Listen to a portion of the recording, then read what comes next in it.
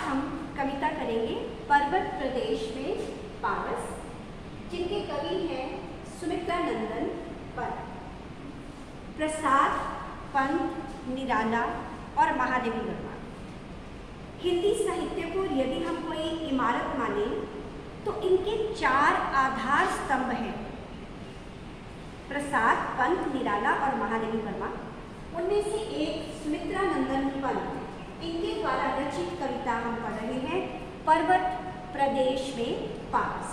पर्वत प्रदेश का मतलब समझते हैं पहाड़ी इलाका, पावस का अर्थ है वर्षा।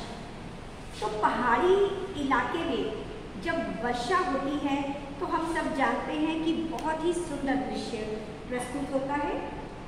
यहाँ थोड़ा सा बात करेंगे सुमित्रा नंदन पंत जी के बारे में। सुमित्रा नंदन पंत का जन्म अल्मोड़ा जिले के कौसानी गांव में हुआ था, जो एक बहुत ही सुंदर पर्वतीय क्षेत्र है और भीड़ भाड़ से दूर एक बहुत ही शांत इलाका है, जहां पर बैठकर प्रकृति की गोद में बैठकर सुमित्रा नंदन पंत ने इन नज़ारों को देखते हुए इस प्रकार की प्रकृति के सौंदर्य को दर्शाती हुई कविताएं लिखी हैं। कौसानी एक बहुत ही सुंदर शांत पर्वतीय प्रदेश है और शहरों से दूर पहाड़ों का जो, अगर मैं कहूँ असली सौंदर्य अगर देखना हो तो पर्वतीय क्षेत्रों के गांव में देखना चाहिए। हरे भरे घास के मैदान, दूर दूर तक फूल फलों से लदी हुई घाटियाँ और अत्यंत मनोरम दृश्यों से भरी हुई घाटी, बहुत ही सुंदर स्थान कौसानी। आज हम बात करेंगे पहाड़ों पर होने वाली वर्षा के दृश्यों के बारे में, जो सुमित्रा नंदन पंत जी ने इस कविता में सारे दृश्यों को दर्शाकर हमें ये कविता लिखी है। सबसे पहले यहाँ पर बात हो रही है पर्वतों की। गोल आकार में पर्वत फैले हुए हैं, पर्वत श्रृंखला आप देख रहे हैं, पर्वत श्रृंखला दूर दूर तक फैली हुई है और गोल आकार में है। यहाँ पर नीचे एक तालाब है, एक तालाब, इसका जड़ जो है वो शीशे की तरह है। इसके बाद यहाँ पर बहुत सारे फूल आप देख सकते हैं, बहुत सारे फूल खिले हुए हैं। ये जो फूल हैं इनको पर्वतों की आंखें माना गया है। कवि ने बहुत सुंदर कल्पना की है, इसमें पर्वतों का मानवीकरण किया गया है। पर मानवीकरण का मतलब होता है पर्सोनिफिकेशन। जब प्रकृति की किसी वस्तु को मनुष्यों के समान क्रियाकलाप करते दिखाया जाए तो उसे कहते हैं मानवीकरण। सबसे पहले यहाँ पर पर्वतों का मानवीकरण किया गया है, मनुष्य की तरह क्रिया करते दिखलाया गया है। कवि ऐसी कल्पना करते हैं कि ये जो फूल हैं, हजारों फूल जो खिले हुए हैं पर्वतों के ऊपर, ये इनकी आंखें हैं। फूलों को आंखों का रूप दिया गया है और इन आंखों से पर्वत अपने अक्स को, अपनी परछाई को इस तालाब में देख रहे हैं। तालाब का जल जो है बिल्कुल दर्पण की तरह साफ है, तालाब को दर्पण के समान यहाँ पर बताया गया है। इसके बाद बताया गया है कि किस तरह से झरने बहते हुए आ रहे हैं, जो बिल्कुल सफेद मोती की लड़ियों जैसे सुंदर दिखाई दे रहे हैं। झरने की जो झाग है, झाग को मोतियों के समान, मोती की लड़ियों के समान माना गया है। फिर यहाँ पर वृक्ष दिखाए गए हैं, वृक्ष, शाल वृक्ष। इन वृक्षों को पर्वत की ऊंची ऊंची इच्छाओं के समान दिखाया गया है। यहाँ पर बात हो रही है मानवीकरण की। तो पर्वत प्रदेश में पावस कविता के अंतर्गत कवि ने बहुत सी चीज़ों का, प्रकृति की बहुत सी वस्तुओं का मानवीकरण किया है। जैसे पर्वत का मानवीकरण किया है कि किसी मनुष्य की तरह वह दर्पण में खुद को निहार रहा है। फूल रूपी आंखों से तालाब को, जो तालाब दर्पण की तरह दिखाई दे रहा है, उसमें वह खुद को निहार रहा है। उसके बाद वृक्ष जो है, पर्वतों पर ऊंचे ऊंचे जो वृक्ष लगे हुए हैं, ऐसा लगता है मानो पर्वत की इच्छाएं। तो इस तरह से इस कविता को बहुत सुंदर रूप में दर्शाया गया है। हम यहाँ पर कल्पना कर रहे हैं उस पर्वतीय क्षेत्र की जहाँ पर वर्षा हो रही है और बहुत ही मनोरम दृश्य प्रस्तुत हो रहे हैं। पावस बारिश ऋतु थी, पर्वत प्रदेश, पल पल परिवर्तित प्रकृति वेश। यहाँ पर बताया गया है कि वर्षा ऋतु थी और पहाड़ी इलाका था।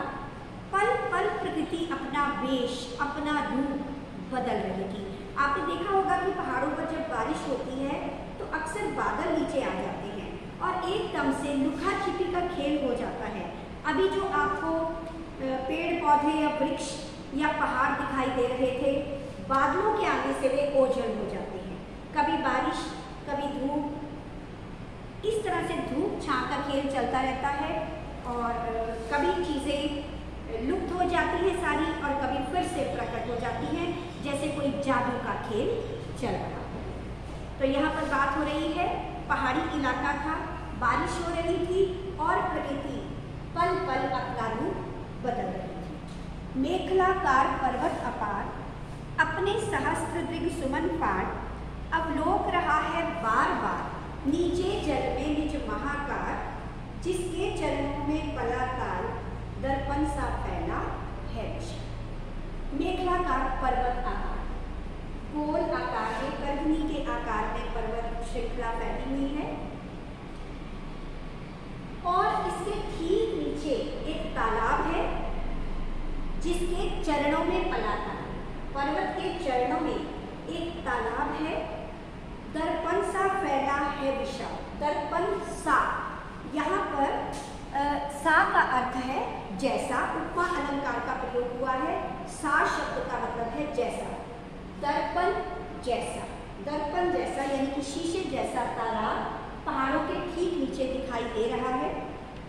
अपने सहस्त्र दृग सुमन पार, अपने मतलब पर्वत अपने, सहस्त्र हजारों, हजार, दृग, दृग आंखें, सुमन फूल, पर्वत अपनी हजारों फूल रूपी आंखों से नीचे तालाब में खुद की छाया को, खुद के प्रतिबिंब को निहार रहा है। यहाँ पर मैंने पहले ही बताया कि पर्वत का मानवीकरण किया गया है, उसे मनुष्य की तरह दर्पण में खुद को निहारते हुए दिखाया गया है। अवलोक रहा है बार बार, अवलोक देखना, अवलोकन करना, देखना। नीचे जल में, नीचे जल में जो तालाब का जल है उसमें निज महाकार, महाकार दो शब्दों को मिलाकर शब्द बना है, महा प्लस आकार। मनुष्य अपने आकार को दर्पण में देख सकता है, लेकिन पर्वत का महाकार है, बहुत विशाल पर्वत श्रृंखला है, पर्वत का बहुत ही बड़ा आकार है और इस महाकार को वह तालाब में निहार रहा है। गिरी का गौरव गाकर झरझर, अब बात हो रही है झरनों की। झरने जो हैं पहाड़ों से नीचे को बह रहे हैं। गिरी का गौरव गाकर झरझर, यहाँ पर ऐसी कल्पना की गई है, यहाँ पर झरनों का भी मानवीकरण किया गया है। झरनों का सबसे पहले मानवीकरण हुआ पर्वतों का, इसके बाद है झरनों का। झरनों का मानवीकरण कैसे? झरनों के बारे में कहा गया है, गिरी का गौरव गाकर झरझर। गिरी का गौरव, पर्वतों की महिमा का गान, पर्वतों का यश गान करते हुए झरने रह रहे हैं। आपने कभी सुना होगा झरने जब बहते हैं तो आवाज़ आती है। झरनों की कलकल की ध्वनि जो होती है उसे गीत माना गया है झरनों का। तो झरनों का मानवीकरण करते हुए कहा गया है कि झरने ऐसा लगता है मानो पर्वतों की प्रशंसा के गीत गाते हुए बह रहे हैं। मद में नस नस उत्तेजित कर, मद होता है मस्ती, नस नस मतलब कण कण, उनके कण कण में मस्ती छाई हुई है। मोती की लड़ियों से सुंदर, मोती की लड़ियों जैसे सुंदर दिखाई दे रहे हैं। देखिए मैंने आपको पहले भी बताया था, पहले भी दर्पण सा शब्द आया था, इसमें उपमा अलंकार है। जैसे दर्पण जैसा, तालाब को कहा गया है दर्पण जैसा, और यहाँ पर है मोती की लड़ियों से सुंदर। जहाँ भी से शब्द का यहाँ प्रयोग किया गया है उसका मतलब है जैसे। झरने जो हैं मोती की लड़ियों जैसे सुंदर दिखाई दे रहे हैं। मोती की लड़ियाँ कैसे? क्योंकि झरने जब बहुत ऊंचाई से गिर रहे हैं नीचे तो पानी में झाग बन रही है और झाग के जो छोटे छोटे बुलबुले हैं वो सफ़ेद मोती के जैसे दिखाई दे रहे हैं और झरना दिखाई दे रहा है मोती की लड़ियों जैसे। तो मोती की लड़ियों जैसे सुंदर सफ़ेद झरने दिखाई दे रहे हैं। हैं झाग भरे निर्झर, झरते हैं झाग भरे, झाग से भरे हुए झरने नीचे की ओर बह रहे हैं। अब बात हो रही है वृक्षों। गिरिवर के उर से उठ उठकर उच्चाकांक्षाओं से तरवर है, झांक रहे नीरव नभ पर अनिमेष अटल कुछ चिंता पर। अब आगे बात हो रही है वृक्षों। गिरिवर के उर से उठ उठ, ये जो वृक्ष हैं उनको ऐसा माना गया है कि ये पर्वतों के हृदय से उठी हुई उच्च आकांक्षाएं। उच्च आकांक्षाएं दो शब्दों को मिलाकर बना है। उच्च मतलब ऊंची, आकांक्षाएं इच्छाएं। कवि ऐसी कल्पना कर रहे हैं कि जो वृक्ष हैं ये पर्वतों के हृदय से उठी हुई ऊंची ऊंची इच्छाएं हैं। जैसे मनुष्य के मन में बड़ी बड़ी इच्छाएं होती हैं, ऐसे ही पर्वतों का मानवीकरण किया गया था और वृक्षों को बताया गया उनकी ऊंची ऊंची इच्छाएं है। झांक रहे नीरव नभ पर अनिमेष अटल कुछ चिंता पर। अब यहाँ पर वृक्षों का भी मानवीकरण किया गया है, क्योंकि वृक्ष ऐसा लगता है, कभी ऐसी कल्पना कर रहे हैं कि वृक्ष नीरव आकाश पर, सुनसान आकाश की ओर एक टक देख रहे हैं। अनिमेष का मतलब है एक टक, अटल का मतलब है स्थिर होकर, चिंता पर का मतलब है कि पर किसी चिंता में डूबे हुए हैं। यहाँ पर वृक्षों का भी मानवीकरण किया गया है। इनको मनुष्यों की ही भांति किसी चिंता में डूबे हुए बैठे दिखाया गया है। आपने देखा होगा कि मनुष्य जब किसी चिंता में बैठा होता है तो अक्सर कोहनी से या हाथ मुंह पर रखकर या ऊपर देखते हुए एक टक वह आकाश को निहारता रहता है। उसमें वो बिल्कुल स्थिर होता है। उस समय उसके शरीर में भी कोई हलचल नहीं होती, सिर्फ विचारों का एक तूफान होता है जिसकी तरफ उसका ध्यान होता है। किसी चिंता में डूबा हुआ जैसे कोई मनुष्य हो, ऐसे ही पेड़ों को यहाँ पर बताया गया है कि पेड़ जो है लगता है ये लगातार आकाश की ओर देख रहे हैं और लगता है किसी चिंता में डूबे हुए हैं, क्योंकि आकाश की ओर एक टक देख रहे हैं। अनिमेष मतलब बिना पलक झपकाए, और अटल का मतलब है स्थिर होकर। स्थिर होकर बिना पलक झपकाए वे एक टक आकाश की ओर देख रहे हैं। इसके बाद फिर से पर्वत पर आते हैं। अब क्या हुआ, अब सारे बादल जो हैं, बादलों ने पर्वतों को ढक लिया है। उड़ गया अचानक लो भूधर, फड़का अपार पारद के पर। अब आसमान से बादल नीचे आ गए हैं।